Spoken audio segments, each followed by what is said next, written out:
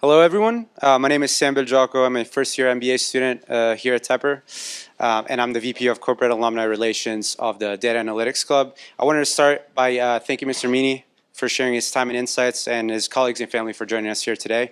I also wanted to thank the Data Analytics and Organizational Leadership Clubs for hosting the event. And then some housekeeping notes. I see that you've all been opening your food already, which is good. And then we'll have a open Q&A near the end of the session here today. Now, I wanted to go ahead and introduce our speaker, Mr. William Meaney. Mr. Meaney is the president and CEO of Iron Mountain, an information management and data center company, and a member of the S&P 500, and serves as the director on the company's board. He previously served as the CEO of the Zulik Group, a $12 billion primarily business-to-business conglomerate based in China, Hong Kong, that saw sales triple during his tenure from August 2004 through March 2012. Prior to leading the Zulik Group, Mr. Meaney spent a number of years in the airline industry, serving as the Chief Commercial Officer and Managing Director of publicly traded Swiss International Airlines from December 2002 to January 2004, and Executive Vice President of South African Airways from 1998 to 2001. Early in his career, Mr. Meaney served as the acting CEO of South African Vaccine Producers, the founder and Managing Director of General Management Consultancy, and a principal of Strategic Planning Associates, now part of Oliver Wyman. Meaney's first career was as a CIA operations officer. He is a member of the Asia Business Council, and he holds a bachelor's in mechanical engineering from Rensselaer Polytechnic Institute and a master's in industrial administration from Carnegie Mellon University. He also serves on the board of directors of State Street Corporation and is a member of the Massachusetts General Hospital President's Council. I will now hand it over to our moderator, Professor Avon. Thank you, Samuel. Well, welcome to our event. And let's go ahead and take a seat. You don't need to stand this entire time, but we're so pleased to have you here. So one of the questions we were all sort of talking about prior to your arrival was, I'm very curious how, the transition was from the CIA to all of this, and how did that experience inform your subsequent career and leadership style? Probably not in good ways. I don't know. Look, it was a privilege and honor to be able to work for the agency, and I would encourage anyone that has that opportunity to do so. I mean, it's a great organization, and to my father's chagrin, after me going through engineering school, I had a job offer with Schlumberger, and I had a job offer with the agency, and I took the agency, and for those of you that know a little bit about Schlumberger, you can imagine the pay was quite different between the two, right? And he said, I thought you were smart, right? But it was really a great group of people, integrity just beyond question. They probably have more PhDs in the organization than probably anywhere in the world. So there's the part that you think about the agency, and there's the reality now. Unfortunately or unfortunately, I was in the part probably you think about. I mean, but I would say the nickname for my group was called Knuckle Draggers, which was not necessarily a very positive thing. So I was in the special operations side of it, which is a relatively small bit, but I was very pleased and happy to do that. And what landed me back here was my father had his own business, and I thought that I needed to learn business because I thought at some point I might have to go into that. Luckily, my father recovered, and then after I finished here, almost went back to the agency, and then I realized that I didn't have any girlfriends, didn't have any steady relationships because of my travel pattern, and I said, well, maybe I have to grow up at some point, my age. So I gave up probably my funnest job in my life to have a more serious job. So, but no regrets. I mean, I'm not trying to say a business career is terrible, but it was a heck of a lot more fun at the agency. I will say that. Did it inform your leadership style, or sort of how you think about organizations in some way? I think it did, because look, the nature of the work is you're always dealing with messy situations, and values are really important, right? Yeah. In terms of you really have to have a very strong North Star, because it's very easy to go off course. So I think it did inform me in terms of leadership starts first and foremost who you are, and making sure you don't forget that, and the set of values that you have and you bring to work every day, because you see every day too many cases where people in the heat of battle, so to speak, or in the heat of the boardroom, forget about what true north is in terms of the values of that organization, and you see that on the front page of the newspaper, and it's not good. So I think first and foremost, you don't get the privilege to serve in that organization unless you have good values and good grounding, because the background checks are pretty expensive. But even in that, it's possible for people to color outside the lines in ways that are really negative, and you've seen some of the news articles. That wasn't whilst I was there, some of the waterboarding and things like that went on. So it can happen even in the best of them. And I think the other part of it is the human side. It may seem strange, but the mission is very much about people, right? In terms of our job was maybe using kind of extraordinary means, but the North Star was really trying to introduce democracy in countries in Latin America that I operated in a way that was sustainable. And when you see a lot of people, is that it actually motivates you even more. That's your customer, right, in terms of trying to build infrastructure that is sustainable for the long term. So I think, I would say both the instincts and the need for values were probably the two things that I brought with me the most out of that. Fantastic. And so following your MBA, this sort of course correct, I guess, is what your father would call it. What do you feel like was the most informative in the classroom, or what do you feel like maybe you could have, what did you learn here that you felt was most helpful in advancing your trajectory? So I think, one of the things, I left here and went into management consultancy, and it was a firm that was a BCG spinoff, but the president actually was a GSIA alum or Tepper alum.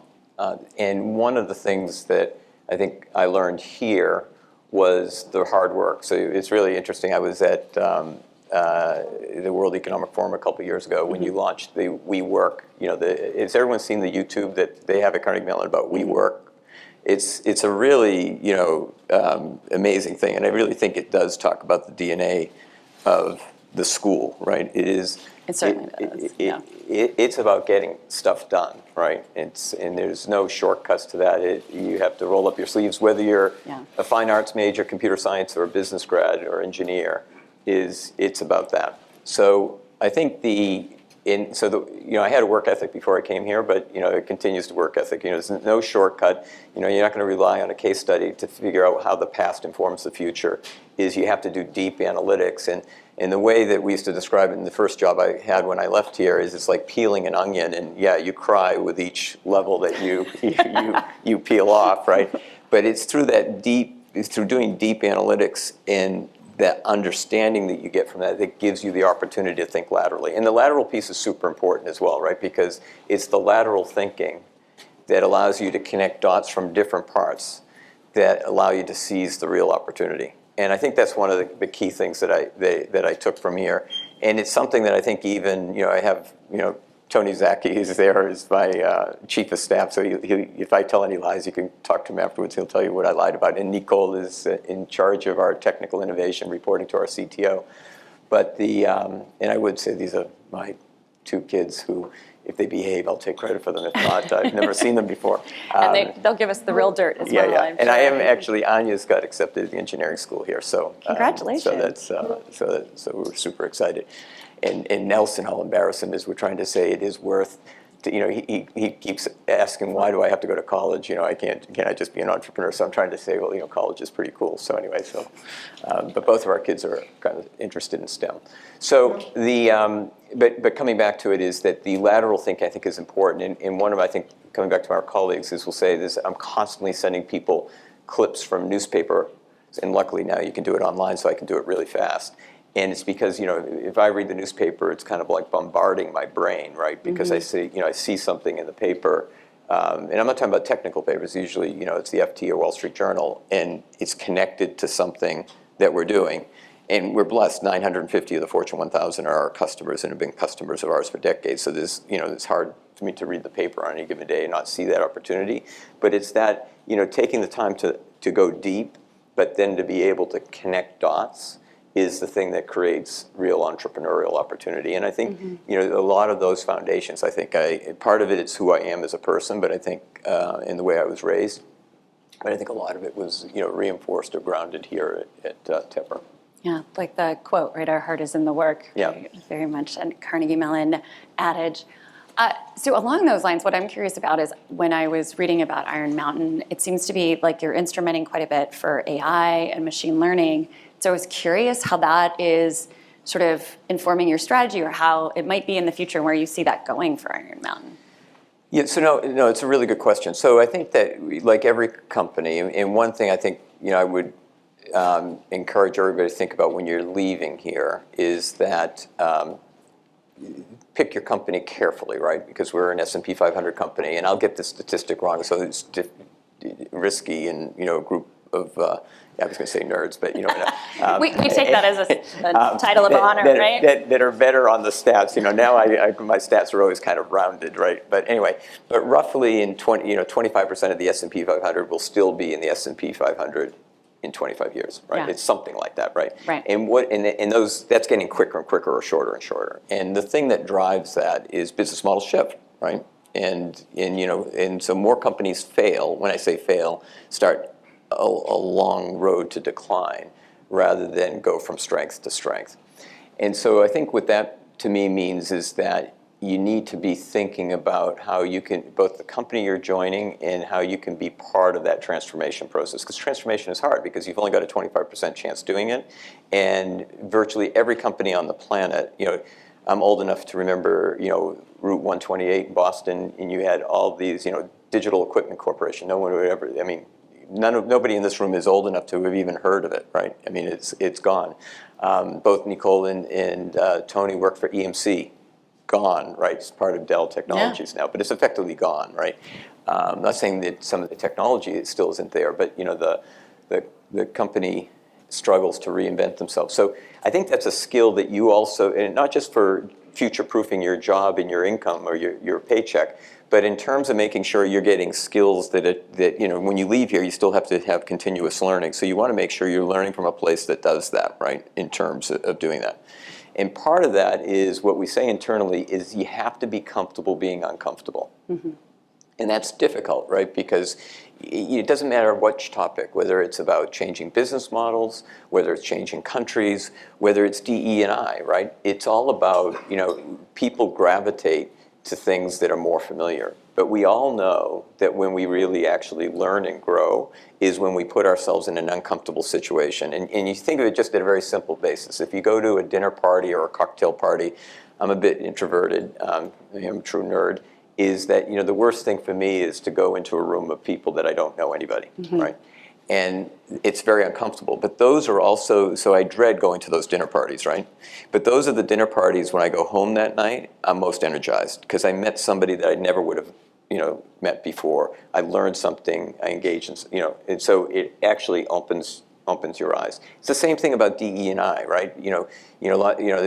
Sadly after the George Floyd murder, it was a wake-up call for all of us. But the thing is it's about business. I'm not trying to minimize the social impact.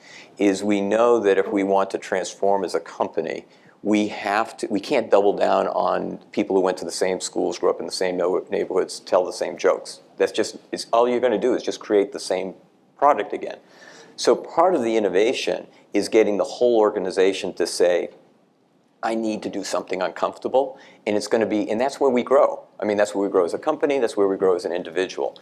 And that's the journey that we've been on. So we had this unbelievable core business with 950 of the Fortune 1000. Check. And these are people that genuinely want us to do more for them. And they tell mm-hmm. us that repeatedly. I've never been in a company where I go with a sales rep. I just spent 2 weeks in Asia, PAC, and virtually every time we went into a customer meeting, they said, tell us everything that you guys do. We want to do more with you, right? Usually that never happens. So that's really good. The second thing is we're given a core business, as we say, don't diss the box, and you see it in The Great Short, the people from Lehman Brothers walking out with an Iron Mountain box, right? Mm-hmm. It's ubiquitous, especially in financial services. That's a 75% gross margin business that is low single-digit growth, so we're not putting a lot of CapEx into it. It just gushes cash, wow. right? So it's the brand, it's the customer relationships, gushes cash, which allows us to actually invest in the future. So the future, you talked about AI, ML Partner of the Year with Google 3 years ago. How did we do that? So we realized that business is not mm-hmm. going to last forever.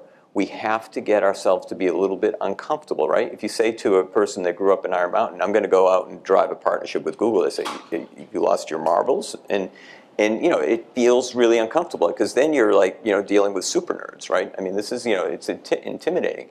But the thing is if the problem is we didn't really have a burning platform. If you're in a turnaround situation, the room is on fire, you say, well, I might as well open that door because it may be fire out there, but I know I'm going to burn up in here. We didn't have that situation. The company was still doing well, but we knew it wasn't going to be long lasting.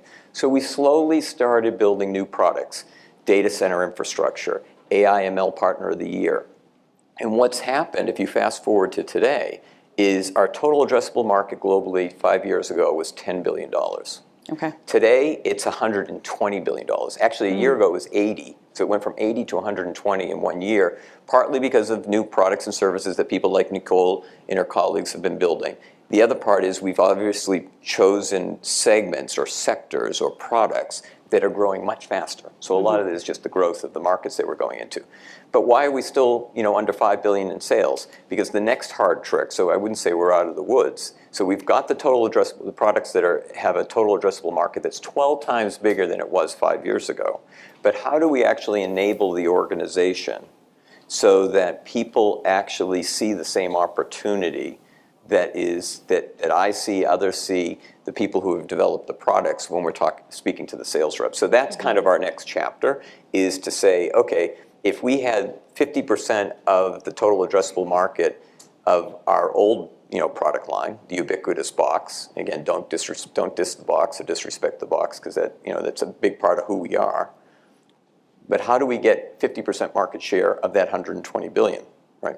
So that's kind of the journey that we're on. But I would say, that's a skill set that some point in your career, you're going to want to either be in a company that has proven that it can do that, and you're going to want to have that skill set yourself because that's the way you future-proof your own paycheck. Interesting.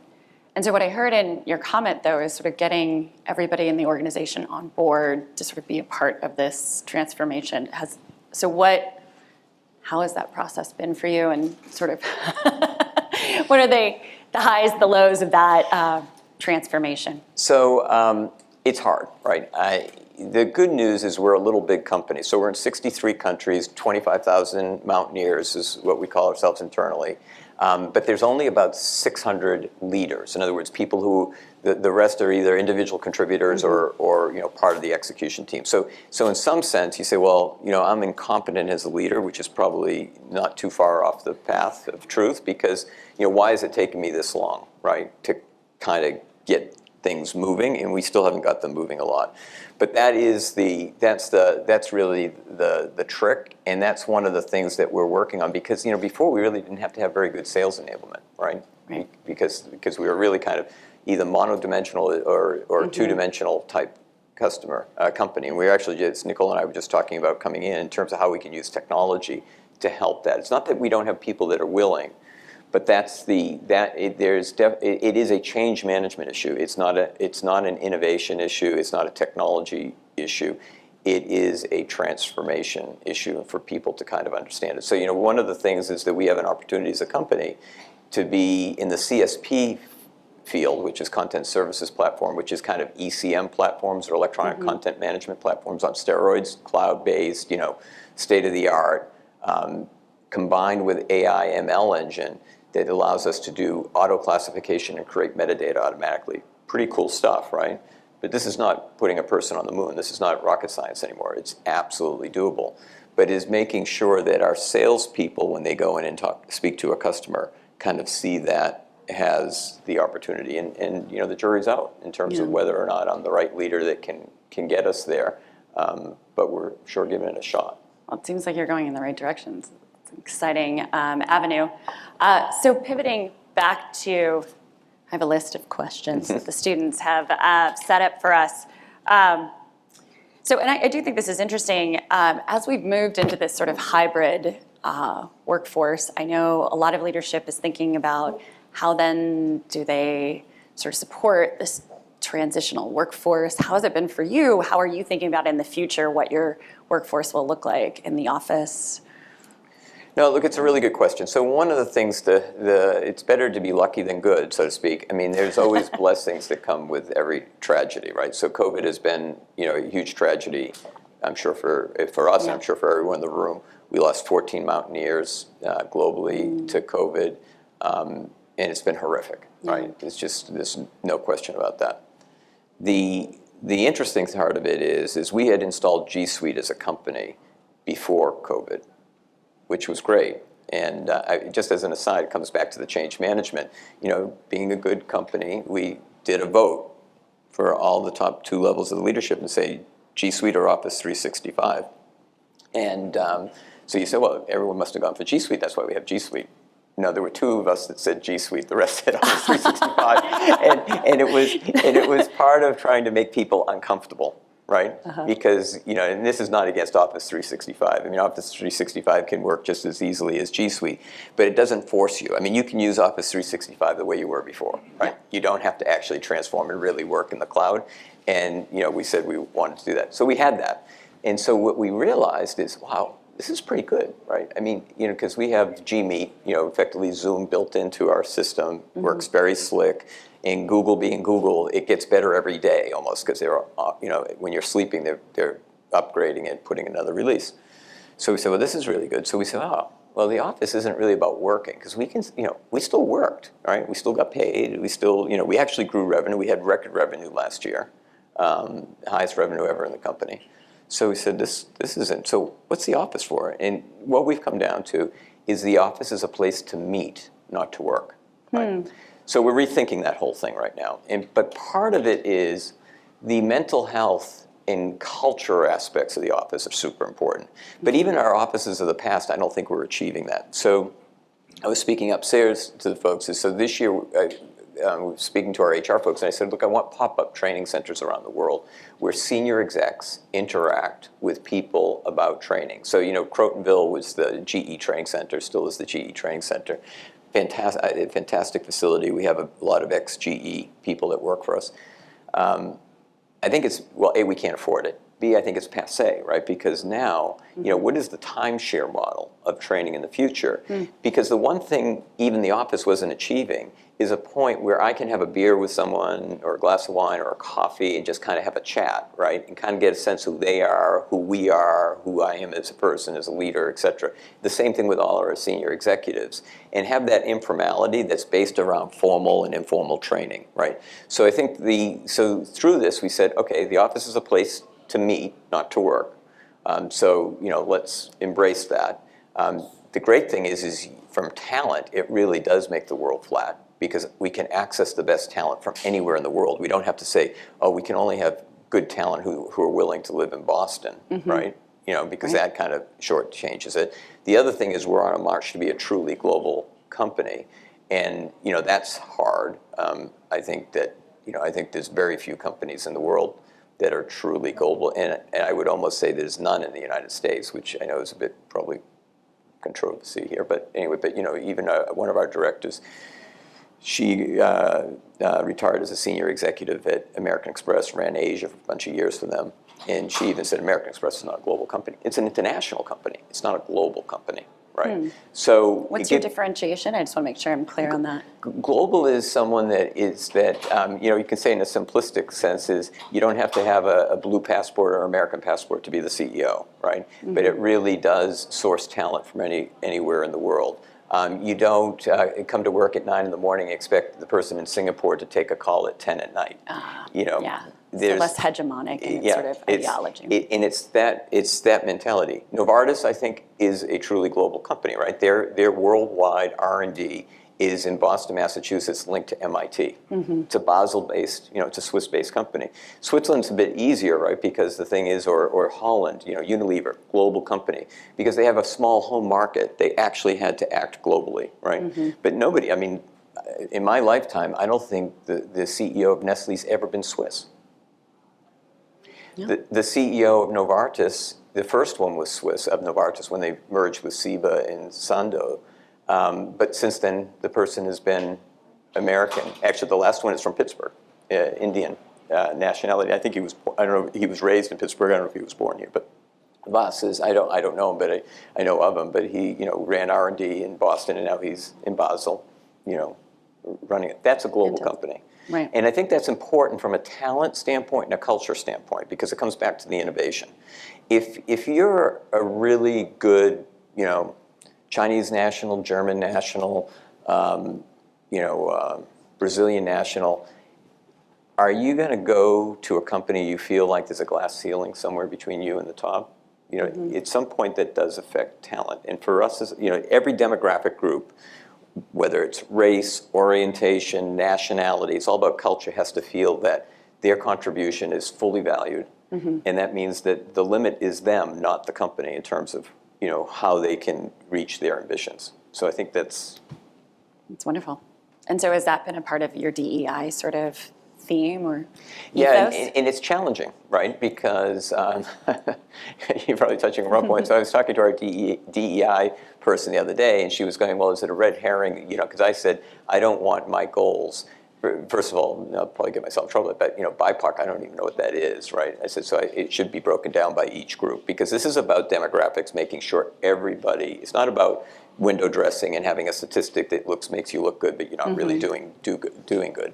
The other thing is I said, she goes, well, is it a red herring? You said that you want to have marginalized folks globally, like Aborigines in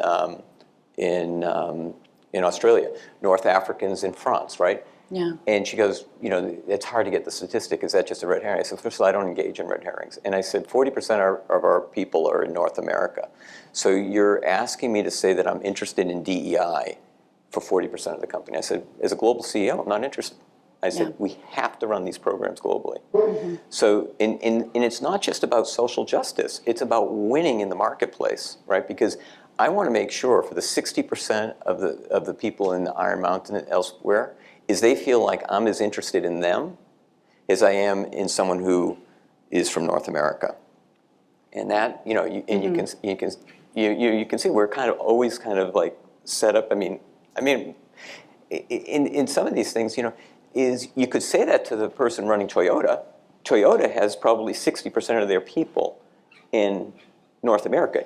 The CEO of Toyota is more of an American company than we are. Given that, yeah, interesting, very interesting. So I'm going to open it up to our stellar students and audience. See what questions they have for you.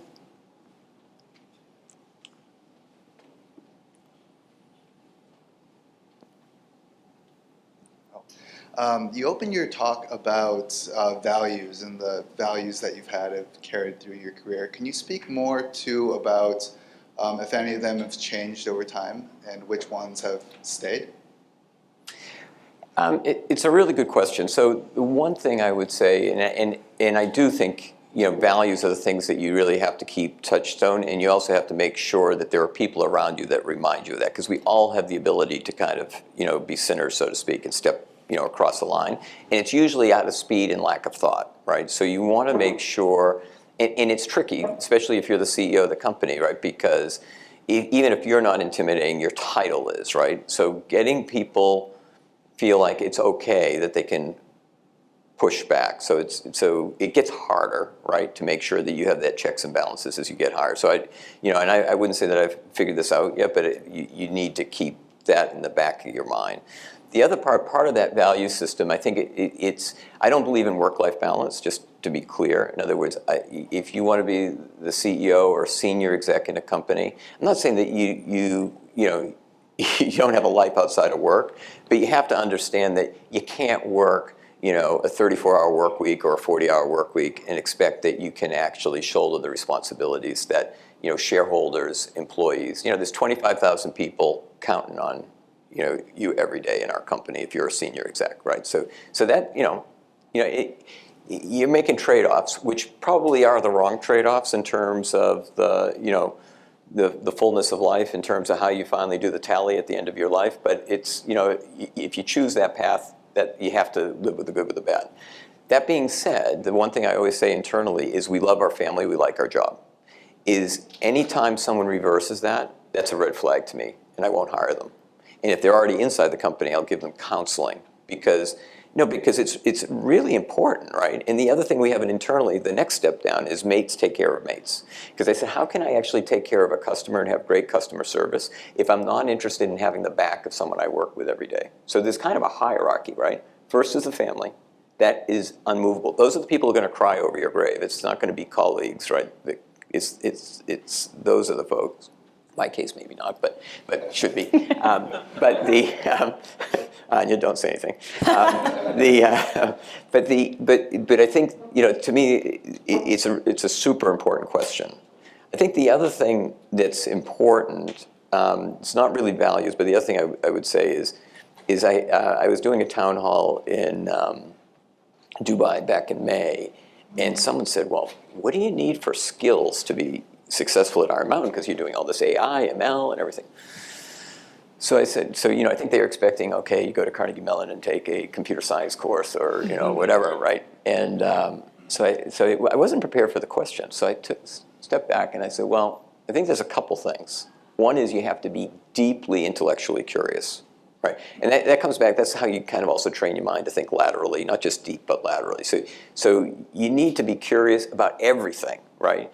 People, economics, politics, you can't be one-dimensional, because especially when you're talking about complex problem solving, usually it's 3 or 4 things that happen at the same time, right? And so whether you want to find, if you think you can just focus on business, right now we have 65 employees in the Ukraine, right? So obviously I'm pretty focused on geopolitics right now. So even if, I didn't like it, I happen to find it interesting, but you have to be able to do that. I think the second thing is optimistic, right? And you'll see that. And when you're picking leaders that you're working with, you want to make sure they're optimistic. Nobody wants to work for a coach that says we can't win, right? And it sounds simple, but we all, and this is where you all have difficulty, right? By definition, you're all highly analytical, right? Otherwise you wouldn't be here. And pattern recognition is both a sign of intelligence. Luckily, I'm not have that problem, so I don't get caught in the detail, right? But you can basically convince yourself that any idea will fail, right? Because if you analyze something long enough, you can see more of the problems than the opportunity, right? So how you do that, I mean, you don't want to ignore the analysis, just to be clear, because the more you understand something, the more you can, bulletproof it against those failures. But you still have to, at your core, have optimism, and analysis can be either your friend or it can be your biggest enemy. So you need to kind of think about it. So I said that to so I said, I thought that was a pretty good answer, because I wasn't prepared for it, and it just came in like this. And so I was speaking to one of our colleagues. She runs global business services for us. So she's one of our high flyer executives. She's senior vice president. Before that, she was running our shred business. So I was telling James Setta this, and James said, well, it's also resilience. And I said, well, I like 3s, actually, because if any of you are French, everything's always 3 points, right? So I figured, okay, I have to come up with a third one anyway. And she's the daughter of a sharecropper. And she said her parents always taught her, it's about resilience, right?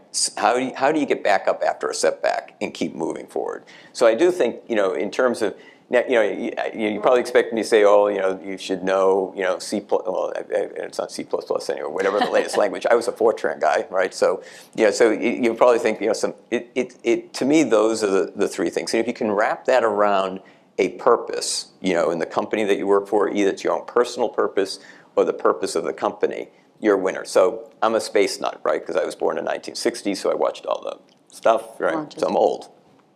And for those of you that studied engineering, can you imagine in 1960 or 1961, the President of the United States saying, we will send a person to the moon by the end of this decade and return them safely. Kind of like, we couldn't even send a chimp in a capsule at that time, right? So how are we going to do that, right? But, I mean, clearly he had some information that gave him hope that we could do it. But it was a combination of really deep curiosity and optimism that powered that. And so there was a later report, I think in the late 60s, there was a group of journalists going through a NASA facility, and there was a guy on a broom pushing the broom. And they said, what are you doing? Because we're going to the moon. There's a guy sweeping the broom, right? So there was a very clear purpose. And we're working, trying to reshape our purpose statement right now. So Tony knows I'm a bit grumpy about it because we haven't kind of cracked it yet. But the thing is, and if you can have the purpose, not just be what the objective is, but why it's more emotive, right? So, British Airways purpose statement for a number of years, we fly to serve, right? That's super emotive, right? Because if you're a British Airways employee, you realize, you're coming to work every day to serve. You're in the service industry, right? So think about, the thing I would say is optimistic, right? Intellectually curious, resilient, and think about either your company's or your own purpose statement. And I think that combined with the value statements, your clear values provide you true north that will keep you moving. I like it.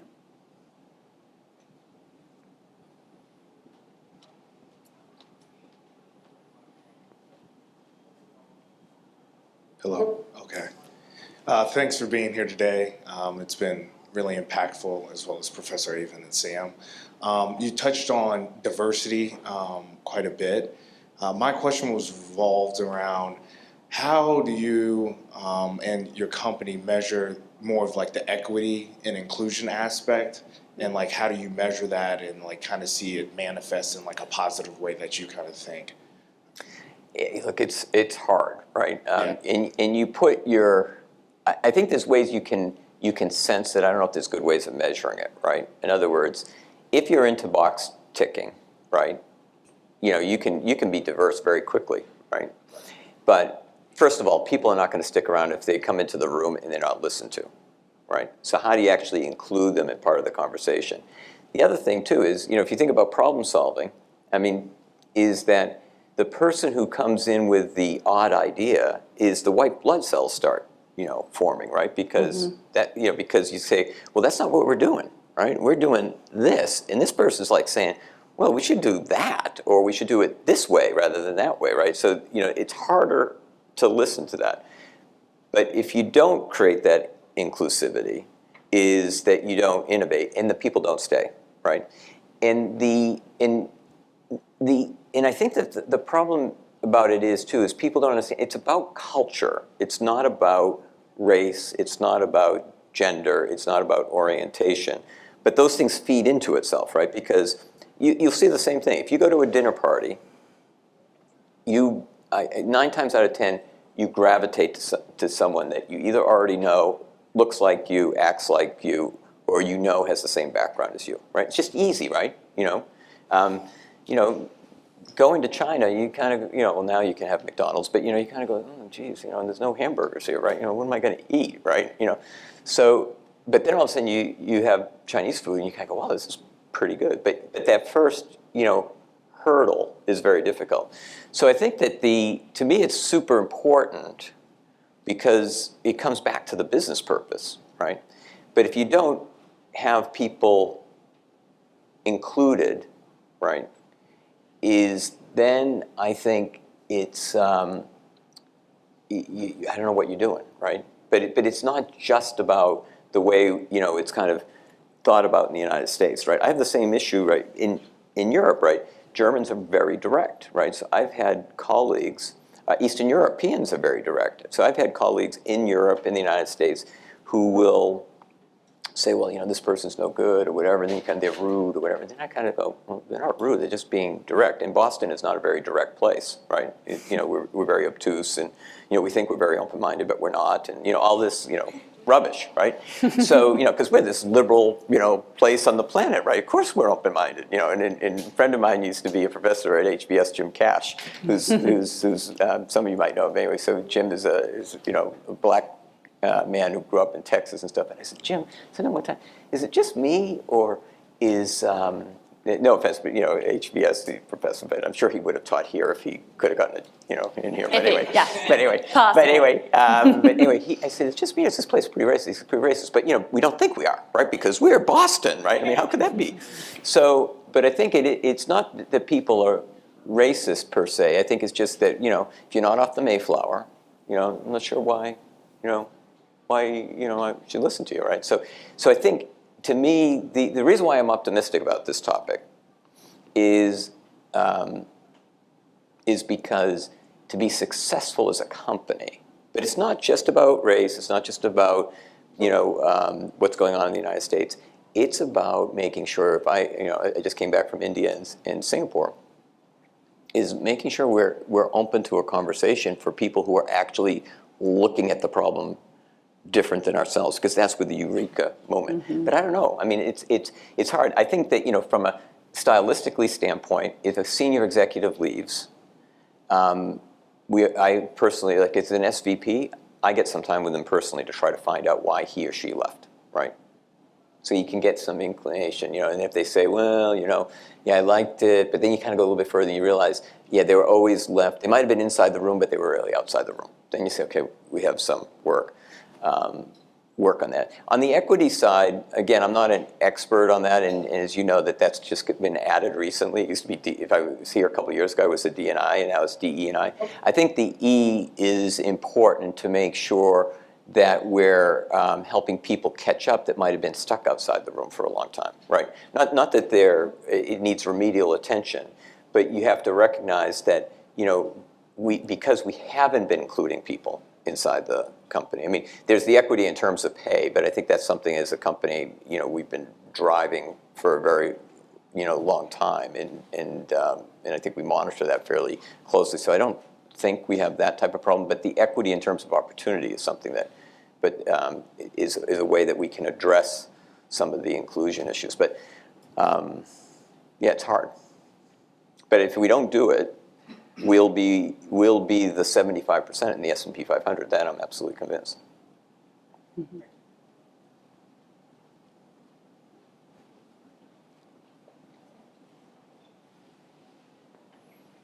Thank you. First of all, I'm a Rensselaer person, worked there before coming here, so thank you for the reminder of home. You're a Troylet. No, respectively, no. I just worked there. I was totally not from. My question's about, we heard your intro, kind of functionally and geographically, kind of a diverse set of jobs. How important do you think that is to leading organizations, international ones, and then hopefully kind of global ones that you've been talking about here? Is that a requirement or is it a recommendation? Look, first of all, if you have the opportunity, I would absolutely seize it. It's harder and harder, right? Because you have to be more and more qualified lots of times to have those positions, which I'm grossly unqualified for. My language skills are a struggle at best, and the kids are laughing because both of our kids. So I should just say one thing just to embarrass both of them because I don't want to lose the opportunity. So last time I was here, if you saw the YouTube, I talked about what I needed to learn. I learned in kindergarten, right? Which I had picked up out of a story or a quote that was on our kids' pre-K, I think it might have been pre-K report card. They were both at the Chinese International School in Hong Kong, and that was in their report card. Mm. And it's still true today. So, so both Anya and Nelson are gifted with their mother's language capability and speak multiple languages, including Mandarin. But so I think it's hard right now. It's harder than when I did it. But it comes back to getting comfortable being uncomfortable. You go to work overseas. I virtually pretty much almost my whole career worked for foreign companies. In other words, it wasn't an American company overseas. It was a foreign company overseas, which again, so I would try to, if you have the opportunity, to do both dimensions, right? Because what that will do is it forces you to go into uncomfortable situations that you've never been in and adjust your style, figure out how to be successful in different environments, and to learn from different people, right? It makes you listen differently. So I do think, I think I would be even more unsuccessful than I already am today if I hadn't forced myself to do that, right? Because it did, so when I came back for this gig, I had been 27 years outside the United States, which was more than half my life, right? So I spent, virtually spent my whole professional career. Actually, when I started with SPIA, I moved to London. So my whole business career was outside the United States before I came back. And I do think it's part of this, being uncomfortable and using that as an opportunity for personal growth. So I do think if you have the opportunity, it's really important.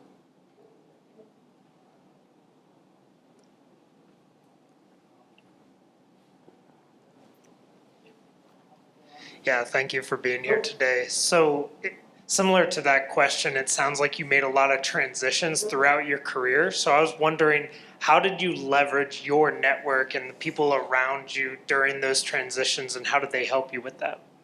Badly.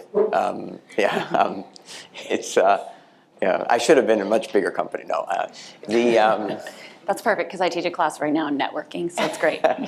you know, the thing is, look, I am blessed with an amazing network, but it's the reason why it's an amazing network is I never use it, right? I mean, Tony might say I use it sometimes, but, you know, I've been blessed by actually developing, my network I virtually would say they're friends or good friends but I've lived a long time. When you live as long as I do, you know, you can't help but build a network.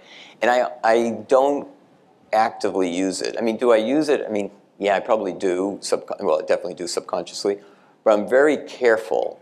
In fact, I drive my colleagues internally. Like, they want me to, you know, let them use my LinkedIn profile and things like that. And I don't, you know, most of my close friends are not on LinkedIn, right? So, because again, we're old, right? So, but I guard that very carefully, right? Because if people think you're actively mining that, then it's very transactional. It's not, you know, a network is about relationships, and relationships are deep, right? And I'm also wired a little bit different. I mean, my assistant in Hong Kong, when I was getting ready to come to this job, you know, she said to me, I was having lunch with Winnie, and she said, Bill, you know, she goes, you're Asian. I said, Winnie, look at me, I'm not Asian. She goes, no. She goes, the way you think, you're Asian. She goes, now, you're going to America now.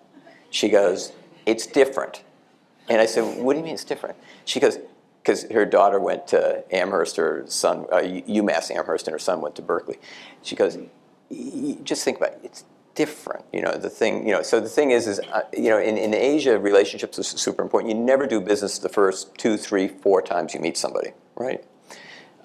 So the only thing I would say is, you know, my network has definitely helped me, but it's helped me because I let it help me rather than I used it, if that makes any sense, right?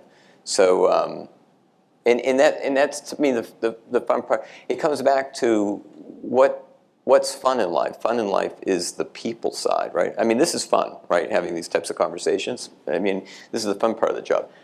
You know, I'm not going to tell you the parts that I don't like, but it's more than the fun, right? So, but it's so that's the only thing I would just say is don't be transactional with your network. And if you really are genuinely interested in people, people will have your back in ways that will surprise you. Mm-hmm. Yeah. I just wanted to say thank you for your thoughtfulness on these topics. I've been curious since I've been at Carnegie Mellon about learning more about AI, machine learning, trends in data management. I was just curious, besides being at a place like this, do you have any recommendations for ways to learn more about where the trends are going in those spaces? Well, look, I'm out of my depth. You know, maybe after we break, you can talk to Nicole and Tony, because they're much more up to date. The one thing I would say is when I was here, which was kind of interesting. So, you know, I had this job with SPA, and they were interested in AI at the time, and this was in the mid '80s. And so they said, we want you to do a project on AI before you leave, because already Carnegie Mellon was like the #1 computer science school in the country, doing a lot in the AI sense. So I figured it comes to your networking question. I said, well, how do I actually do this project, right? So then I knew that Herb Simon did the chess program back in the 60s, Nobel laureate, was running the psych department. He was a founder of GSIA, or the business school, was in the psych department. And so I got one of my professors, I think Ken Dunn or someone, introduced me to Dr. Simon, went over and met him, and it's like, oh, holy smokes, I understand, you know, people who have Nobel Prizes, their brain is definitely different, right? I mean, I knew I was dumb, but I didn't know I was that dumb, right? You know, it's like, okay. And the great thing is he opened his whole network up to me. So Ed Feigenbaum, who was a professor of computer science at Stanford, was his PhD student, you know, and then Minsky at the Media Lab in MIT, I think, was also one of his students. So all of a sudden I was flying around the country having these interviews about the thing. So to me, that this place, even back in the mid '80s, was was really good. Now the problem is the timing was wrong, and for you guys as computer scientists, you understand this much better than I do. But when they really kind of came on, in the, I would say probably 2010, 2012, when they really kind of changed the way the science works and the way that they, I guess effectively put a unique array of numbers against every pixel, whatever, however they do this, is it really opened, knocked the cover off the ball, so to speak, and it just changed it. And I think the thing is that but it was great that I actually had that false start, because it also got me thinking, even in the mid-'80s, at the beginning of my business career, how can computer science and help analytics to really create not just better insights, but better revenue opportunities? So my guess is there was probably something always in the back of my mind. And then now, you fast forward to where we are today, is I make, of course, luckily I can just make it very simple, right? I don't have to do any of the coding, right? But the thing is I kind of generally understand what the opportunity is to do it, and to, do I understand how they actually do the automation? No, but I have a pretty good sense of where I'm kind of maybe leaning a little bit too far out of the window, like I'm beyond where the science is. But I think that, I think you're in a great place, and I'm sure they have courses that give you, we're trying to actually spend some time, one of the reasons why my colleagues are here is how Carnegie Mellon can help us enable our executives, like maybe the top 3, 4 levels over the executives in the company, to understand what the power of this technology is, right? In terms of, so that we can do more for our customers. To me, it's a tool to actually do more on behalf of our customers, and because we're a B2B service, a business services company. But I don't know if that really answered your question, but. Thank you so much, Bill. Okay. This was really wonderful to get all of your insights, and I greatly appreciate it. So I just want to give you a round of applause. And on behalf of the Tepper community, thank you. Here's a plaque just to honor your visit. It was really lovely to have you. All right, this will be easier for me to digest. Last time I was here, they gave me Alan Miltz's History of the Fed, library, and I have to admit, I have them on my shelf, but I haven't cracked them yet. So this will be, something I can digest. So thank you so much. Thank you very much.